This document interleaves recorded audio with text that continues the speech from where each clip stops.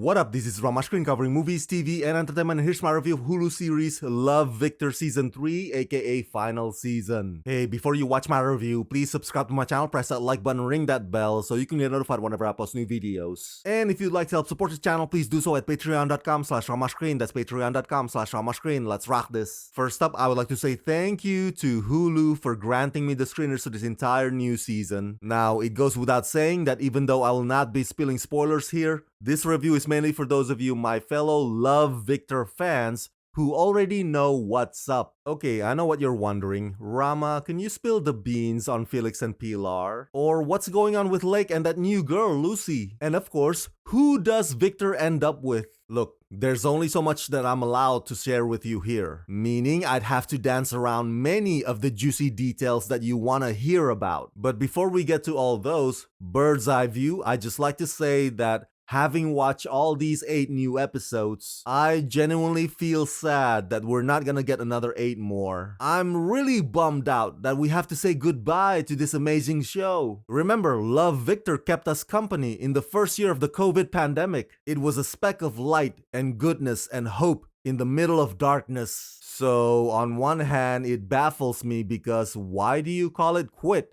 when you're among the most popular thing right now? But on the other hand, it's kinda wise to end it all on a high note, because you don't want the storytelling quality to go downhill as more and more seasons go by. But yeah, Season 3 or Love Victor Final Season is everything the fans can hope for and a bag of chips. It explores more growth in the romantic relationships of these characters. And that's what I've always loved about this show, because it's not just them experiencing the maturity of mine, but also about how their respective families fit into that equation, or their process of understanding what relationship requires of them. And on top of that, Season 3 is also a lot more daring in the whole sexual active part of that growth. The writers are very carefully selective in deciding what to throw into the comedy and what to throw into the drama. Rest assured, it's presented in such a way that invites you to see where they're coming from, as opposed to being judgmental about it.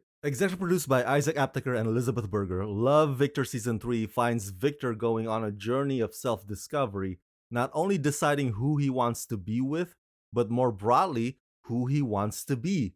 With their post-high school plans looming, Victor and his friends are faced with a new set of problems that they must work through to make the best choices for their future.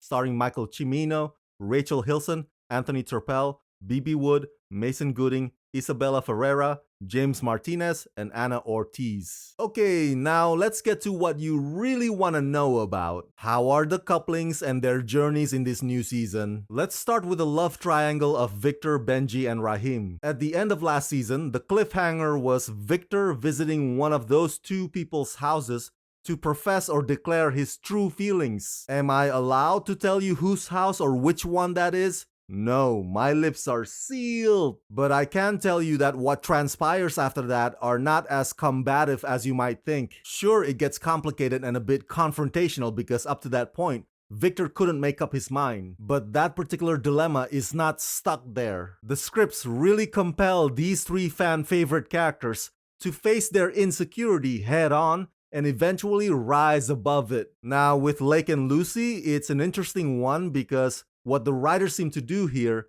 is make them the female equivalents of what Victor and Benji went through in the previous seasons. By that I mean, if you recall, Victor was new to all this LGBTQ romance, while Benji had a lot more experience in that department. Well, Lake in Season 3 starts off extremely nervous because she's not quite sure about her level of comfort, whereas Lucy is way more confident and way more certain of herself and about what she wants out of life. And that is one of the many things that makes this show so awesome, in that it has a sensitive yet charming way of telling you it's okay if you don't know. It's okay if you're still figuring things out. Now, without the risk of making this review longer than necessary, let's finally get to Pilar and Felix. I'm not allowed to tell you the final outcome of that, but I can tell you that theirs is the rockiest and the most challenging of them all. You see, there's a bit of clash or friction between the way they view what they currently have together. Pilar is more passionate, She's more ride or die, whereas Felix is more cautious in his approach, and so that creates a bit of a conundrum. But it's such a thought-provoking one though, because they're both right and they're both wrong at the same time. And I love how that arc really forces them to reevaluate who they are as individuals. When it comes to the story development of Andrew and Mia, and Isabel and Armando, well, you'll just have to find those out for yourselves. But be ready for some more sweet, illuminating, sentimental moments because season 3's got plenty of it. And this season also has a quirky, yet profound and inspiring way of celebrating Pride Month. Some aspects of the final episode can feel a bit rushed, but I chalk that up to the writers being overly eager to give you the happy ending that the characters deserve and the happy ending that warms your heart.